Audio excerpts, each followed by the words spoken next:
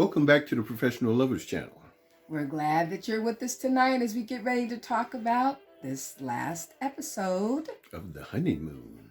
Yes, so you know who we are, and if you are joining us for the first time, Welcome. welcome. We talk about relationship issues through the lens of Married at First Sight, as we have experienced some of a lot what these couples go through in building their relationships. We got married later, came from two completely different backgrounds. Totally. And have, differing styles, although we complement each other. Yes. And are very compatible. So, but we understand some of the things that these couples experience. And so we share from our own 28-year marriage and from some tips from our book, Becoming a Professional Lover. So, let's get started. Let's do it.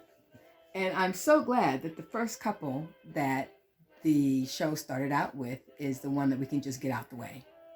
And that's Chris and Alyssa. Yeah. Because there's really not much to talk about. Because there's no effort being put forth. On Alyssa's part. Regardless of what she says. And I find it interesting that how she sees things in her mind is completely different from what she portrays on camera. Now again, we know that this is produced, it's edited, things are done off camera that we don't see.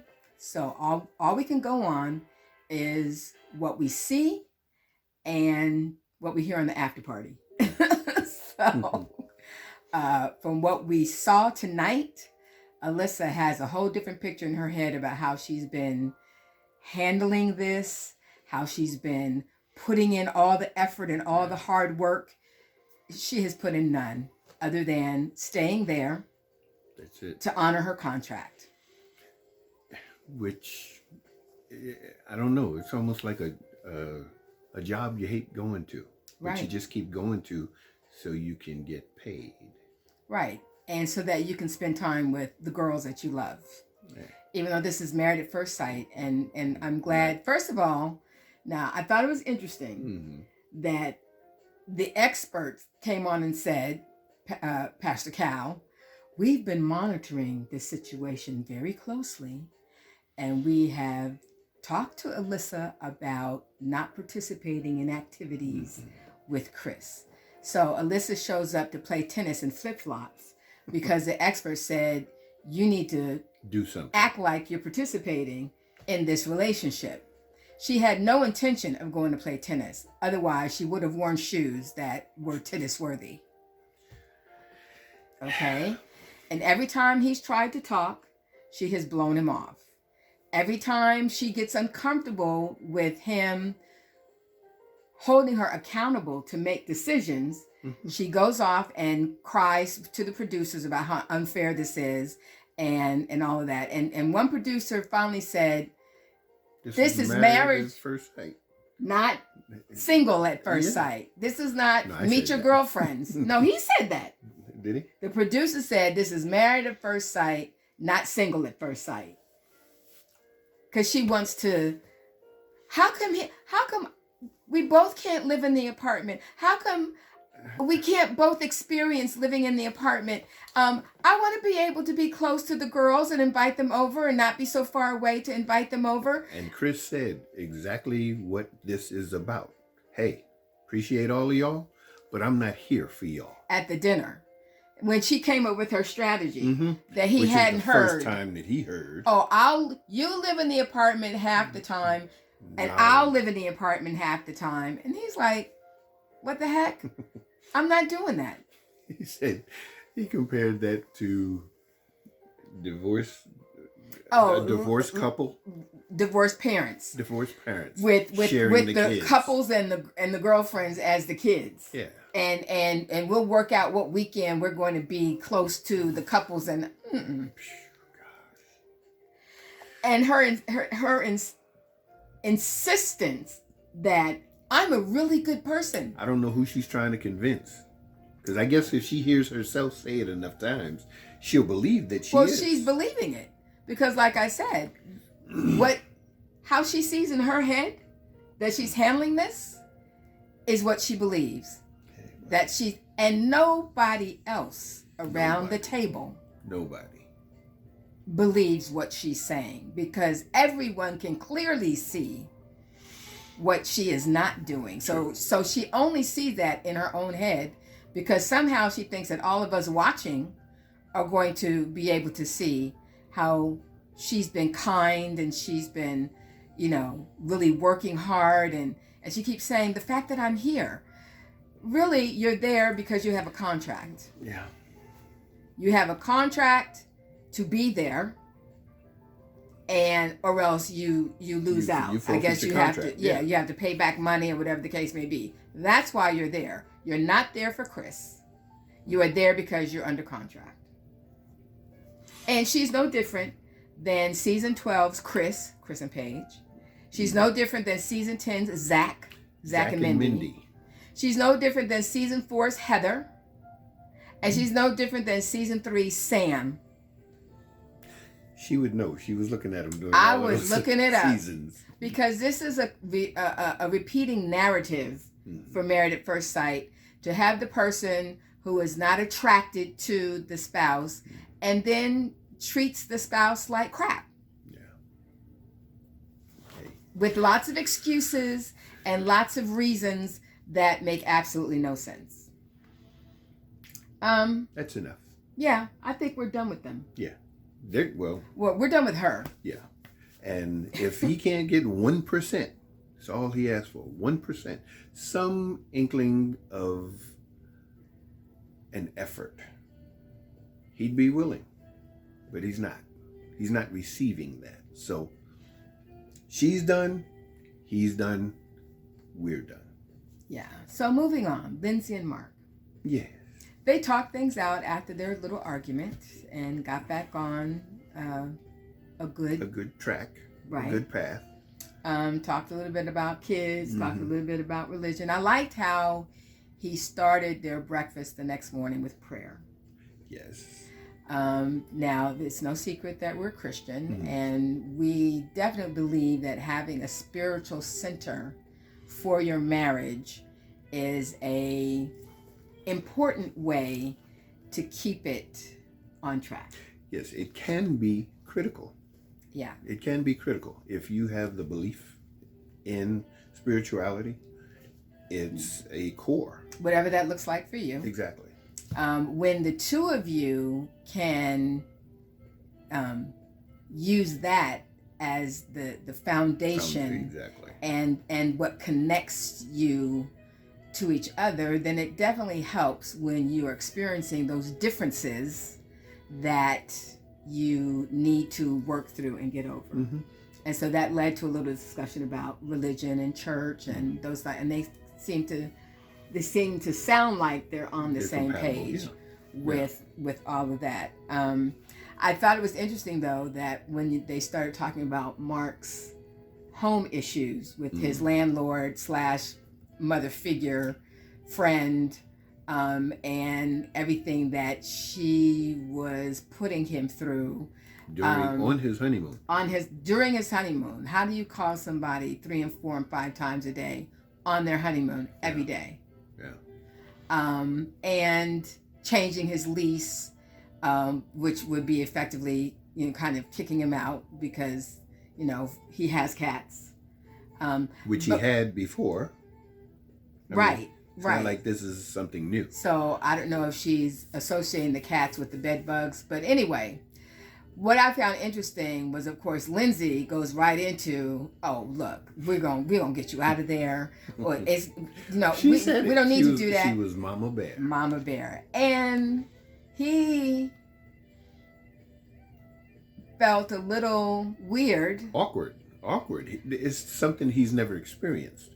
He hasn't had anyone take care of him before. Exactly. And so he's having this little, I feel a little certain way because this is my responsibility. But she's jumping in, ready to basically fight this woman and just, oh, we're moving you out of there. We're not even thinking twice. We're not going to have that issue. We're not going to have that stress.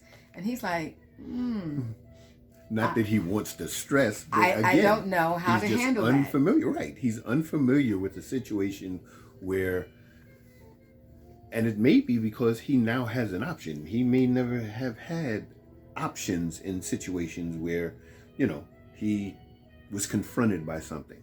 Whereas now he's being given options of how to handle something that's unpleasant.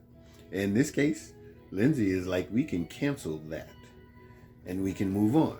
Now, there may be another relationship there. Don't know. Well, if she's like a mother figure, then there is a relationship there. Yeah, but I'm wondering if that mother figure is feeling a little threatened by the marriage. This new woman in his life that he's spending time with. Because I just can't understand why it is that she would have to call him on his honeymoon, because it's not like she doesn't know where he is, 2, 3, 4 times a day about an issue that can easily be rectified. I mean, fumigate. But the other side of it is, because you and I have had an issue where, you are very quick to be supportive of things that I want to do, championing things that I want to try. But you have always had a harder time allowing me to do that for you. Until now. So it's kind of the same thing that he's experiencing. True. With, here's someone who wants to take care of me and basically handle this for me, and I don't know how to accept it. Right. Yeah. And that's the key, that in a relationship, both people have to learn how to accept help, how to accept support, how to let the other person in to give that kind of support. And because I want to feel just as supporting of you as you like to feel supporting me. Right. And I get that. It's about adapting a new sense of confidence outside of your comfort zone. Because there's no way that I would ever feel that you are being nothing but positive or supportive of me. It's just something I'm not familiar with, and especially when you're older, you get into a groove, you feel a certain way, and you're accustomed to being and living and handling things a certain way. And when you are starting to share a life with someone else, there are differences, and you have to be open to understand that there are other ways of handling things. And so he's got an adapting time frame that he has to deal with, because Lindsay is still Lindsay. Right. Even though he gave her kudos for holding herself back at the group dinner. At the table? When Alyssa kind of called her out for her facial expressions or whatever. Said, I don't have a poker face. I gotta look at a palm tree or something. Yeah. Because but Mark gave her kudos for keeping herself together. And I would too. Because again, Alyssa directly went at Lindsay. Please don't do that when I'm talking. I'm like, I didn't do anything. Yeah. Call her by name. Yeah. Lindsay, don't do that while I'm talking. Anyway, Katina and Olajuwon. So, I was getting a little hot. But thankfully, by the end of the episode, he realized that we talked about this last week, his tendency to push buttons and to push buttons on purpose. Intentionally. To get a reaction. Yeah. To see how far he can push. And he did it again with the horses, and you put yourself on a slippery slope when you don't know, when you ignore when to stop. Yeah. And you're in a position where you're getting to know somebody. You can immediately trigger something that like just cancels anything moving forward. I mean, that's a reality. And he made two statements during that little clip that At the table. no, the clip of the horses. Oh, yeah. That rubbed me the wrong way. One, he says, I can only be with an adventurous person. And then he said, I won't stop living my life because someone else is uncomfortable. No, my wife. He didn't say someone else. He said my wife. That's a selfish statement. It is. Now, whether or not he truly believes that, because again, he likes to get reactions. Mm-hmm. So he likes to say things that will get reactions. His whole attitude about how he was pushing her, and she finally was like, you need to stop. She was pushed back. She pushed back. Yeah. We have one tip in here says respect each other's needs and ideas as important. Yeah, because they are important to the individual. Yeah, and while you may want to help your spouse grow out of his or her comfort zone, mm-hmm. you don't do that by trying to control when they do, how they do, what they do based on what you think. Yeah. Because, you know, I'm trying to help you. Don't minimize who they are. Or what their needs are. Who they are. That's they're expressing themselves. And you don't minimize or belittle or think differently than what it is you're being shown. Or superimpose yourself over that. Yeah. That's not healthy. And that usually comes back to bite you. Oh, yeah. When you consistently do that. Yeah. Yeah. Oh, but he seemed to get it. Yeah, at the table. He made a statement. I'm going to give him his kudos that he seemed to realize that there's a limit. Right. That he has a limit dealing with his wife. Right. Because his wife has just as much, I don't know how to express it without saying, I don't know. Well, she's not a pushover. Right. She's as confident in herself mm-hmm. as he is in himself. Right. It's just that she's not gregarious and in your face with it. Right. Right. She's not in your face with it. So, but he likes that. Yeah. And I think that's what he keeps testing. Yeah. To see how much she'll let him get away with. But after a while, that's tiring. True. Because if you're making me work all the time, that's not fun. No. And I'm gonna get tired, and I'm gonna be done after a while. So. Well, she gonna hit him. And she probably would too. She would. So Noy and Steve, they didn't factor very much in tonight's episode because they're calm. Yeah, they didn't have much drama.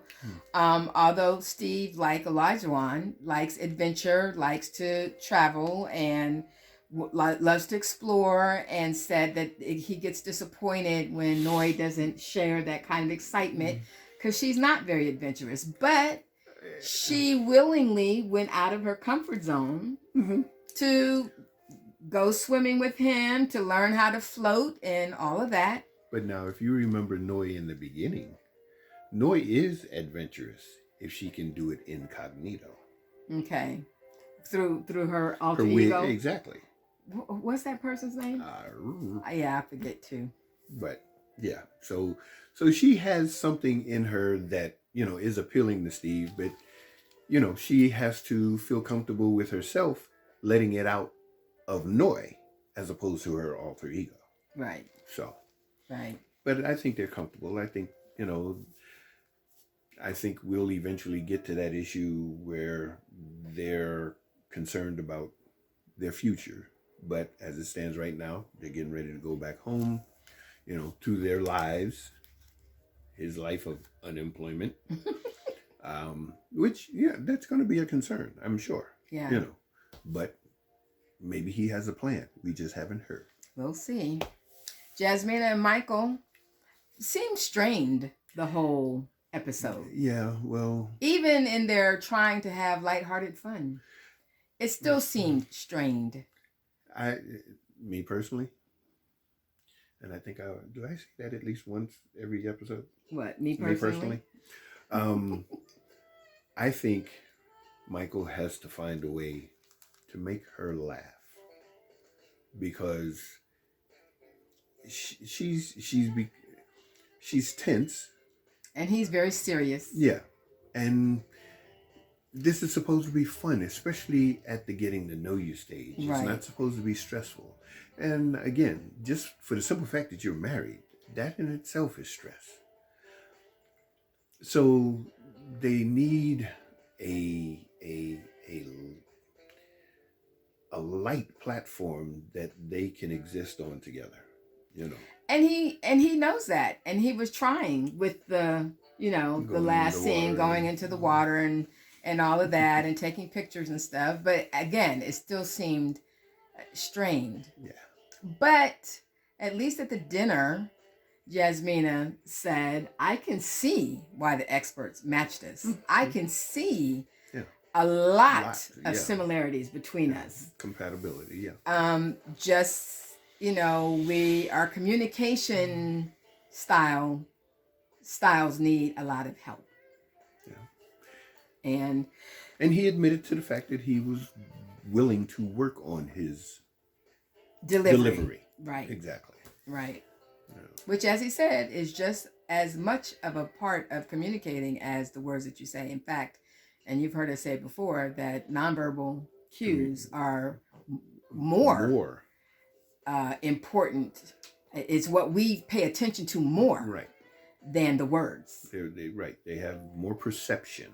Right. So, than words. So that's very important. And the communication is a big issue in all couples. In any relationship. Communication is a big issue, and they all need help in some form with communication. But that comes with time. True. That comes with understanding your spouse, and it comes with time. And so it's even worse, I guess, when you're in an accelerated format such as these couples are in.